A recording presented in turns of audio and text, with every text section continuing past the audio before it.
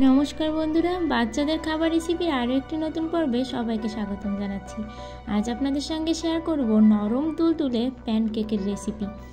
আমি কিন্তু এই ফার্স্ট টাইমই তৈরি করলাম, তবে ফার্স্ট টাইম যে এত ভালো হবে সেটা কিন্তু বুঝতে পারিনি, তাই ভাবলাম দেরি না করে আপনাদের সঙ্গেও শেয়ার করি। আজ আমি আমার সোনা বুড়োকে প্যানকেক বানিয়ে খাওয়াবো, এবং সেটা ডিম ছাড়া কিভাবে আমি প্যানকেকটা এত সুন্দরভাবে তৈরি করলাম সেটা দেখতে চাইলে ভিডিওটি শেষ পর্যন্ত দেখুন। আর বেশি কথা না বলে চলে যাই মূল রেসিপিতে। এখানে আমি একটি কলা খুব সুন্দর করে স্লাইস করে নিয়েছি, এবং এটা আমি কাঁটা চামচের সাহায্যে ম্যাশ করে নিচ্ছি। আর এখানে আমি এক হাতে ক্যামেরা ধরে আরেক হাত দিয়ে এরকম কাঁটা চামচ দিয়ে ম্যাশ করছিলাম বলে এরকম হচ্ছিল, কিছু মনে করবেন না আপনারা। তাই আমি অফ ক্যামেরাতেই কলাটা খুব সুন্দর করে ম্যাশ করে নিলাম। আর আপনাদেরকে অবশ্যই একটা রিকোয়েস্ট করব, আপনারা কিন্তু এই রেসিপিটি অবশ্যই ট্রাই করবেন আপনাদের বাচ্চাদের জন্য।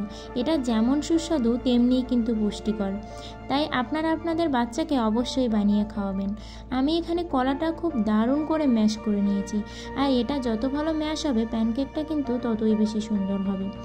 এবার আমি এই ম্যাশ করা কলার ভিতরে 1 কাপ গরুর দুধ দিয়ে দিলাম। আর এই গরুর দুধটা আমি আগে থেকেই খুব সুন্দর করে ফুটিয়ে নিয়েছিলাম।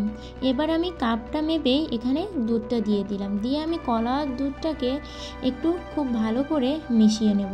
আর এখানে এই মেশানোটা কিন্তু আপনাদের খুব সুন্দর করে করতে হবে।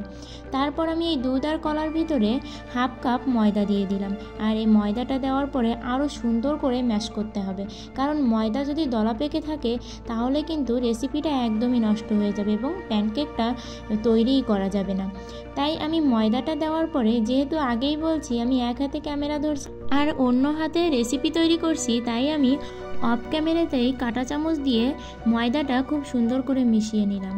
এবং আমার এই মেশানোতে কিন্তু ময়দা কোনো কিছুতেই দলা পেকে নেই।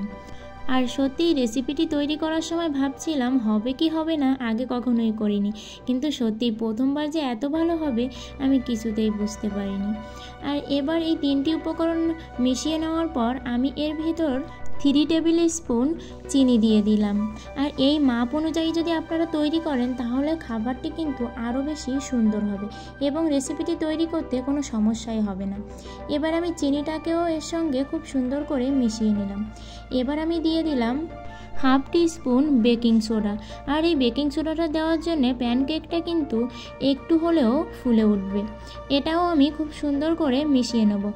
শুরুতেই একটা কথা বলে যাচ্ছি, সব উপকরণগুলোই দিতে হবে এবং খুব সুন্দর করে মিশিয়ে নিতে হবে। এবার আমি এর ভিতর দিয়ে দেব 1 টিস্পুন ঘি। আর এই ঘিটা দিয়েও আমি খুব সুন্দর করে মিশিয়ে নেব। আর এই ঘি দেওয়ার জন্য কিন্তু এর খাবারটি অনেক সুস্বাদু হবে এবং ফ্লেভারটাও অনেক সুন্দর আসবে।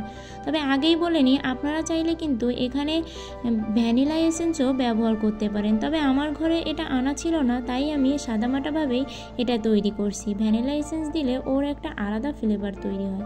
এবার আমি খাবারের স্বাদ বাড়ানোর জন্য এখানে 1 চিমটি লবণ ব্যবহার করলাম। লবণটাও আমি খুব সুন্দর করে মিশিয়ে নিলাম।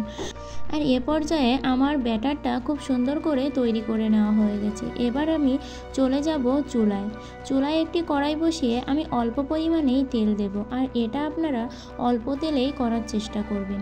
আর অল্প তেল দিয়ে আমি খুন্তির সাহায্যে এই তেলটাকে কড়াইতে খুব সুন্দর করে মাখিয়ে নেব। আপনারা চাইলে প্যানেও তৈরি করতে পারেন, তবে আমি কড়াইয়ে তৈরি করছি। এবার আমি একটি হাতার সাহায্যে এখানে 1 হাতা পরিমাণে দিয়ে দিলাম। দিয়ে আমি একটি ঢাকনির সাহায্যে ঢেকে দেব। দিয়ে এক পাশ হয়ে যাওয়ার পর আমি অন্য পাশটা এভাবে উল্টিয়ে নেব। দেখুন কালারটা কিন্তু অনেক সুন্দর এসেছে। আর এরকমভাবে আমি পরপর সবগুলো প্যানকেকই খুব সুন্দর করে ভাজি করে নিলাম।